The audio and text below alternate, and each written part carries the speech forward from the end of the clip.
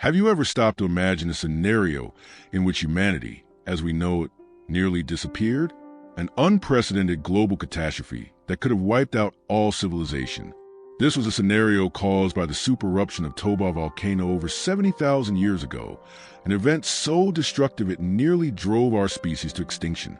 But how did we survive such a monumental tragedy? What kept us alive in the face of imminent doom? That's what we'll explore now. And the story you're about to learn may change the way you view the power of human adaptation. Read on to discover how survival, collaboration, and fire became the pillars of our resistance.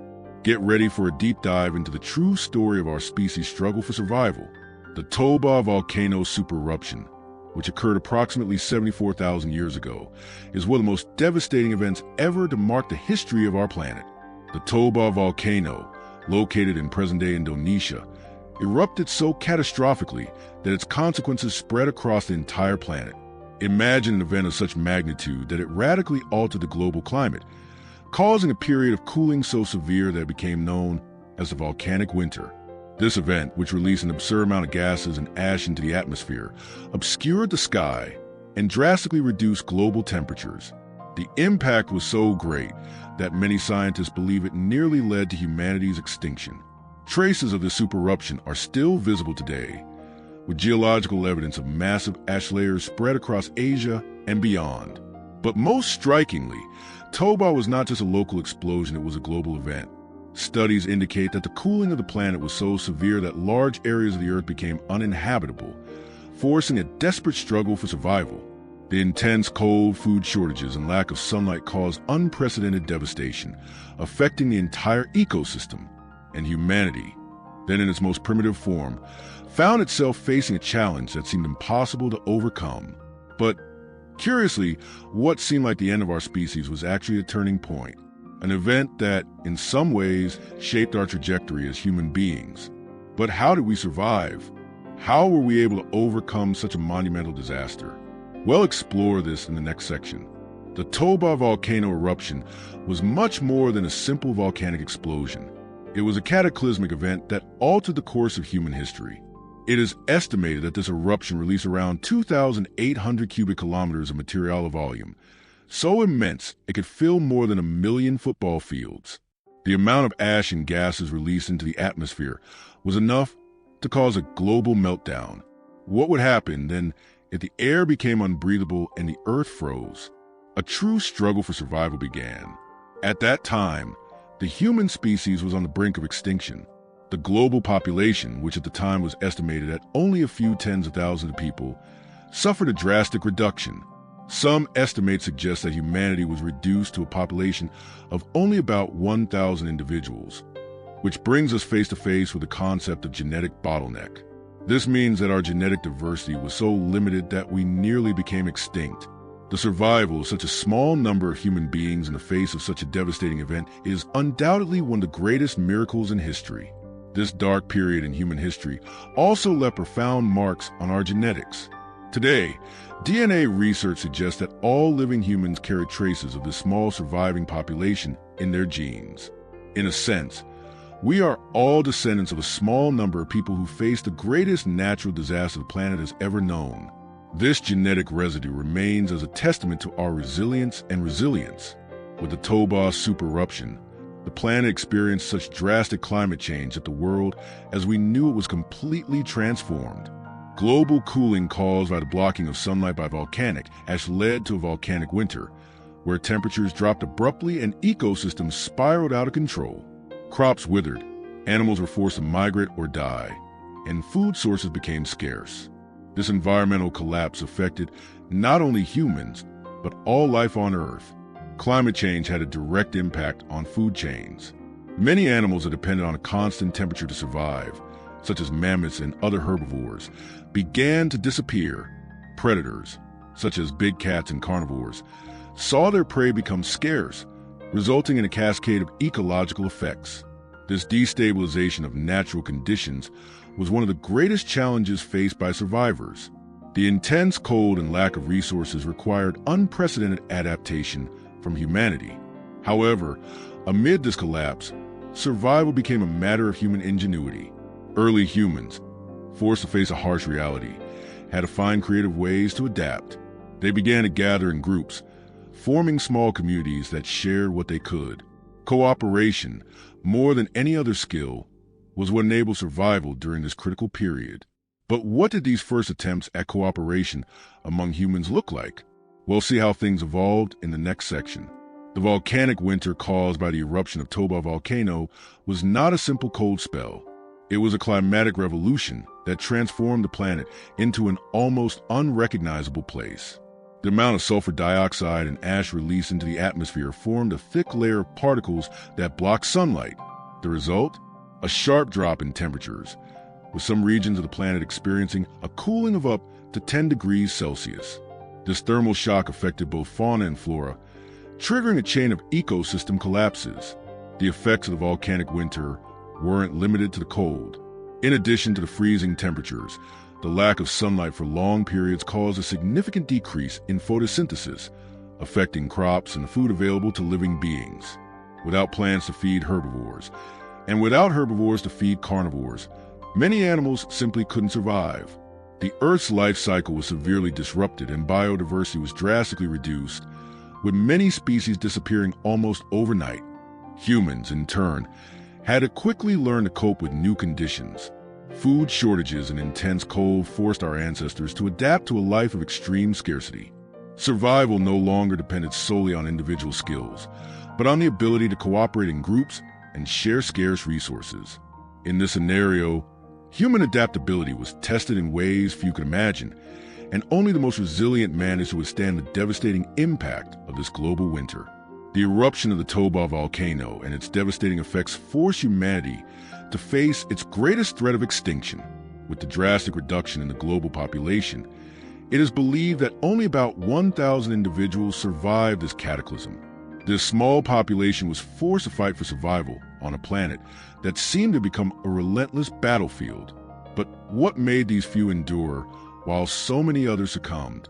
First, the survival of this tiny population can be attributed to a combination of physical and psychological adaptations. Resistance to cold, the ability to create shelter, and cooperation among survivors were essential for maintaining life. Human unity was key.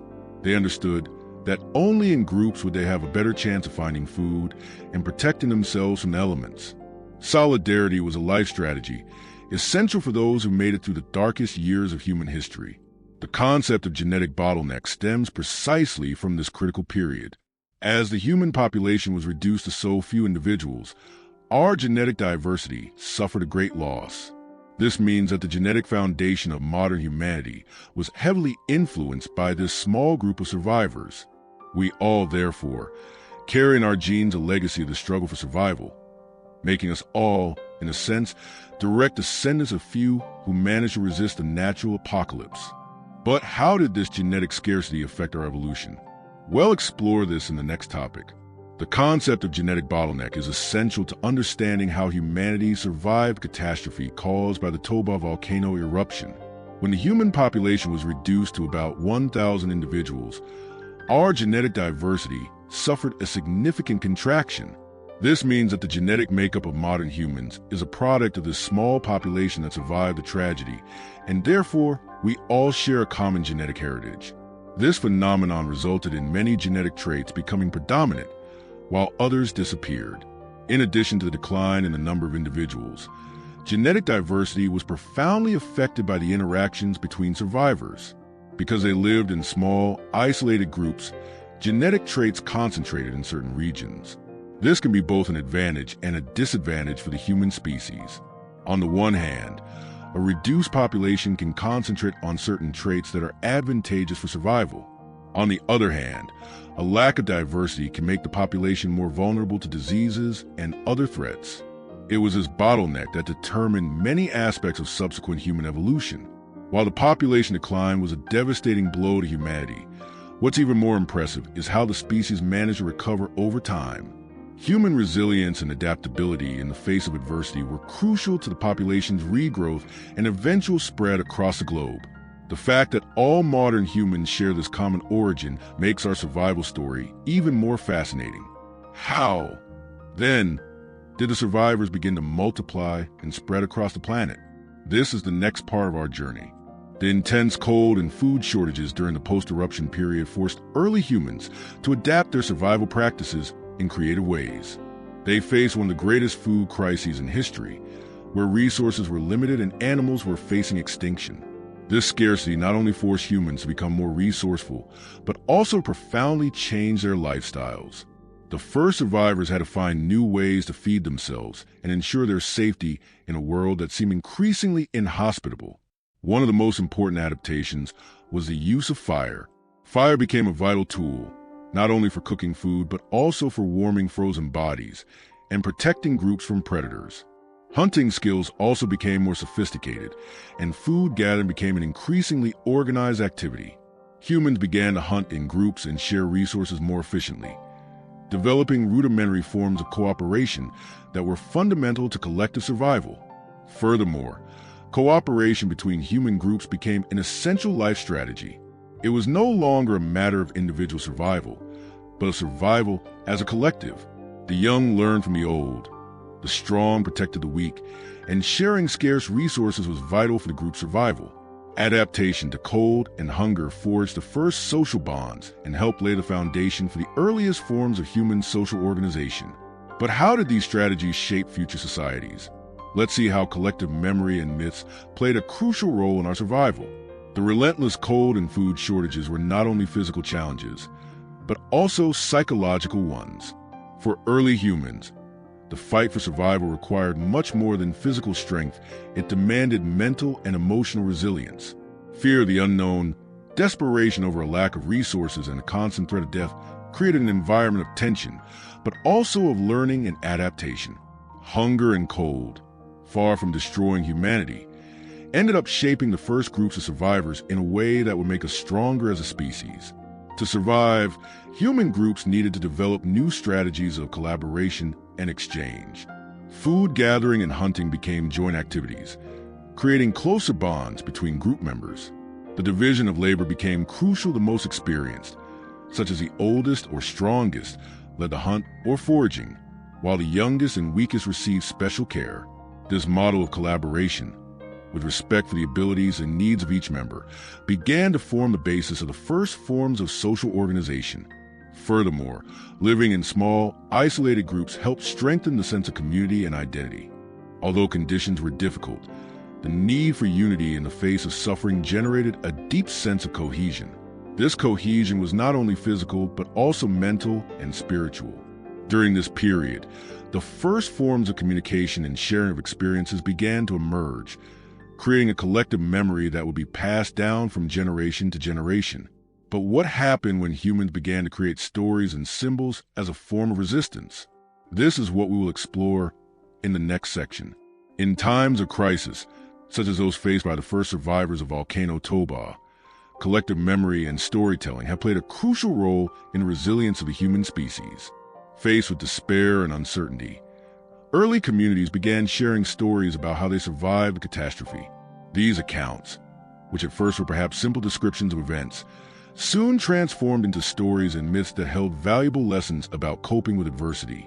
The simple act of storytelling became a powerful tool for unity and memory preservation.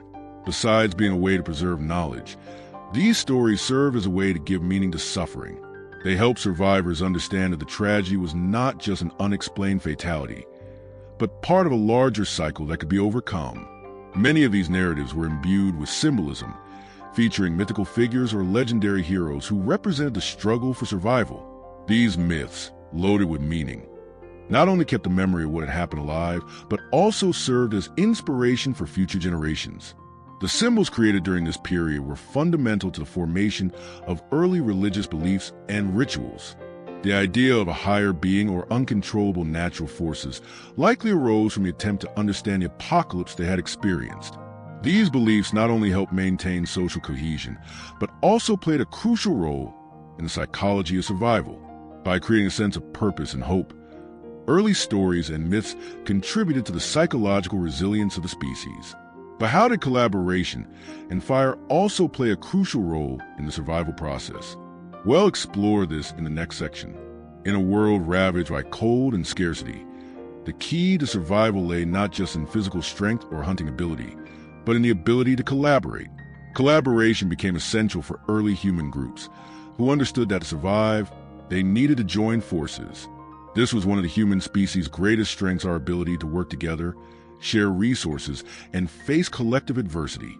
Cooperation allowed them to organize themselves into small groups that protected each other and maximized their chances of success.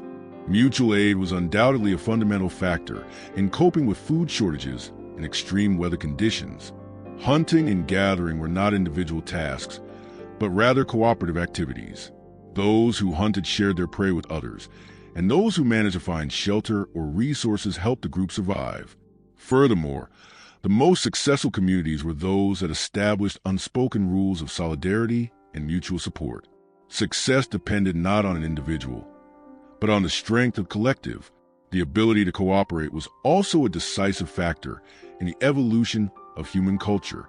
By collaborating, groups not only survived but also developed ways to transmit knowledge, creating a common knowledge base. Stories, myths, symbols, and rituals became essential elements of social cohesion. Collaboration was not only for physical survival, but also for preservation of cultural identity. But how did fire also play an essential role in this process of unity and survival?